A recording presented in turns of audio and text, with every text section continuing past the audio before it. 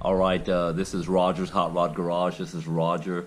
Been a while since I've done a 1930 Model A Coupe video. This is my BMW V12. This thing's been on the road now solidly over here for a good 10 years. Which, full disclosure here, I pulled off the Rochester 2Gs. The center ones are the mains.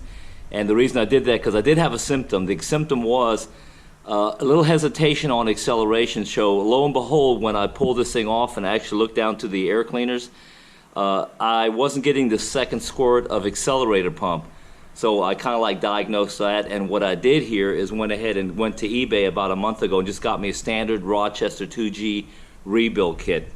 I don't know how you guys do your rebuilds or how you work in your garage. That's your individual taste, but what I do is I organize everything, make sure you got it neat, make sure you save all those little bitty clips and pieces right here, because nothing I hate more than when you reassemble a day later and you're missing parts. Same thing with up here. All the nuts and bolts over here, I'll clean those off. And this is from the new kit, and I'll obviously put that in there. I just saw I got a little mark on the back of it. Looks like the wrench got me. Anyway, moving over here, clean this up, and a little sidebar right here. That party ended way last night. That's why I got the raspy voice, because we actually didn't end it last night. I got home early in the morning. And if you ever want to get rid of the 17, 18-year-old who were sitting here this morning in the pool, you just play country music or classic rock and roll, and they all disappeared. Anyway, little sidebar there. Hey, look, this is what I've done. I actually started on this last night. If you notice here, this is nice and shiny because I went ahead and put 2K, very important, two-component black paint on here, and I just basically painted this on here. Just a little extra thing you can do. But let me show you a couple things you should pay attention to here. Here's that rebuild kit that I ordered. This is actually a new old stock rebuild kit, and I love old instructions right here, because you save stuff like this because you can't find stuff like this on the internet, or you can, but this is a pretty easy exposed diagram. And it's got little things like, you see little balls up in here, and those little clips, and the little bitty springs, your new accelerator pumps, all this good stuff right here. And I'm just going to use this kit, including all the little gaskets and everything, to rebuild the Rochester 2Gs, which are, again, are my primaries on my BMW V12 motor in that particular car right here. So let me get started here. Let me show you a couple things I already found. Remember I said accelerator pump? Let me put my little light on right here. So this is, this is the back. So this is the back carburetor here. This is the front carburetor. This is the one that was actually squirting just fine. And also what's called the atomization of fuel wasn't happening back here. So this obviously is the bottom end of it. There's my new accelerated pump diaphragm, and all these little clips hang down. This goes on the top of the Rochester 2G, just like this right here. But check this out, what I found out, and I'm going to try to let you guys see this. You see that little bitty pin right up in here? That's the float. Wait a minute. And it's sticking. So if I push the float up, I don't know if you can see that or not. See that little pin? If I push it up, it's supposed to come down, but if you push it up, see how it's stuck? And even if I do the little tapping, it's not coming down. So that tells me that that wasn't getting fuel in here. The float bowl was actually a little bit low in here, so hence why the accelerated pump couldn't squirt fuel, because it thought that there was enough fuel in here. Now this is obviously where the fuel is supposed to be in here, and what I do, see the little ball up in here?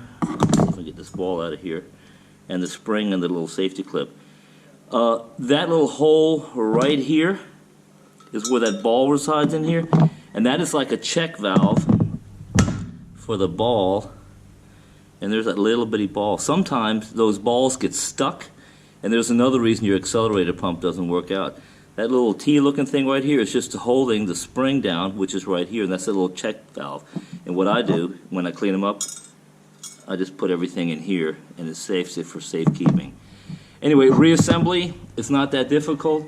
Let me show you one other thing here that I do, and again, it's personal choice, is I use this stuff right here called B12 Chemical by, I think, Berryman. This stuff takes all the varnish and crap out of it, and then I take my compressed air, and I'll blow through, see those jets right down there? The jets right here? Those are the jets that actually have to be adjusted, and the only way you can do that, you don't do that adjustment by your air bleeder valves on the front right here.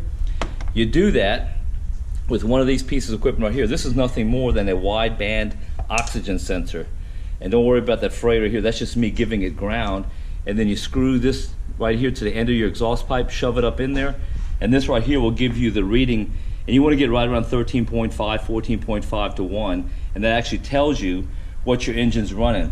And what I do here is I got a book for all my projects that I keep, and I just outline little pieces of information here because I'm like a squirrel that buried a nut. I will forget where it's at and what information was. So this one, 4 June 2013 is when I initially put this thing together, and there's just some notes what the spark plug readings did. And then I got all these little notes in here. I don't want to bore everybody with my notes, but it's important when you do something you can actually document it, like timing settings, firing order, and then what I did when. And I'm up to 2019, so anytime I do something on this car, I just write it down. Parts, what parts I needed. This is from Speedway, some parts for the hem joints in the back for the panhard bar, and so forth and so forth. Time I changed oil and so forth. But anyway, what I'm telling you is when I got these right here, these carburetors, they had the wrong jets in them, at least for my application. So I think I got these from Summit Racing. These are .48s, and you just put them back in there, then you drive down the road, and then you know, based on it, whether you want to get richer. And I've got it right now running about 13.5 to 1 air fuel ratio, which is what a normal fuel injection system would do for you. That's basically it. I just wanted to show you guys a little method to my madness here. You do have to buy this thing right here. This is from, I think, Innovative. Yeah, Innovate. I use it on a lot of stuff. I've had friends borrow it before, and you can actually tell what your carburetor is doing, because obviously you don't have what's called an optocoupler circuit or a computer running your system, so you have to kind of like do it the old school way. Another way you can do it is just read your plugs. You can also just take your finger, put inside your inside your exhaust system. If it's running all black, then you probably got your jets too rich in there. That's just me. Little quick video. This is going to be a non-edited one on the 30 Ford Coupe. Nomad's running fine. Picnic tables out there. You'll see the next couple of videos. And then finally, what I busted my hand on here was putting in those adjustment bolts on the bottom, getting ready to put these on here, and I'll run the second video of that a little bit later on in the week. But anyway, hey, take care from Roger's Hot Rod Garage. We got a nice summer day out here in Germany. Look, take care, bye-bye. I got everything buttoned back up right now, but let me just show you this. This is pretty simple, regardless whether this is a BMW V12 with 2 HEI distributors on it. These Rochester, these are idle adjustment air mixture screws. So watch this. I don't know if you can hear this now. I'm gonna be quiet here.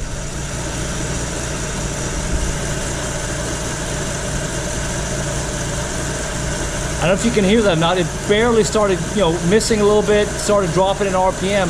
So as soon as you hear that, like right there, back it up like a turn.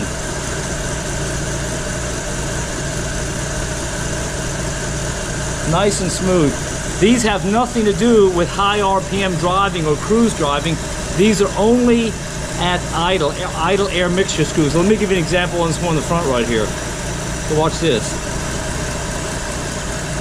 See that? It dropped down just a little bit. Now we're going to go back up. And it picks up again. And right where it picks up, give it a quarter turn back out, half a turn back out, and you're set, okay? So I'm going to take this thing for a test drive now. It still looks like the second accelerator pump in here is not squirting. As a matter of fact, it's not squirting. So don't know why. Maybe a little passage is closed, but I swear I blew that thing out. So it still runs like a scared cat. So little test and tune right here. I'm going to head down to the house right here. I got about 4 or 5 kilometers to go, which is about 2 miles. So check this out.